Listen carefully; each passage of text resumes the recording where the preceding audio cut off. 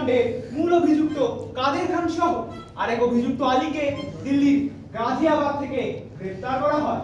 কলকাতার সেশন কোর্টে গণধর্ষণ কাণ্ডে অভিযুক্ত 5 জনকে 120B, 506, 323, 34, 376 2G ধারায় দোষী ঘোষণা করা হয়।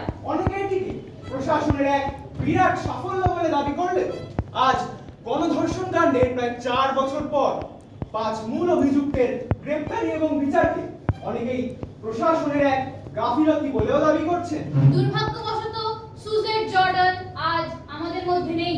গত 13 মার্চ 2015 তিনি মেনিনগোএনসেফ্যালাইটিস নামক এক বিরল রোগে আক্রান্ত হয়ে মারা যান। নিজের চোখে ন্যায় বিচার দেখতে না পেলেও আজ মৃত্যুর প্রায় 9 মাস পর ন্যায় বিচার পেয়েছেন সুজেট জর্ডান। সুজেট জর্ডানের এই অদম্য লড়াইকে কুর্নিশ জানিয়ে আমরা তার আত্মার শান্তি কামনা করি।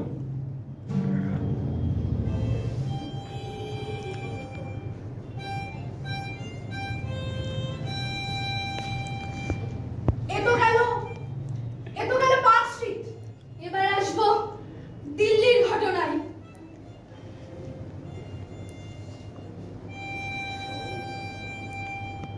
আজ নির্ভয়া দিবস।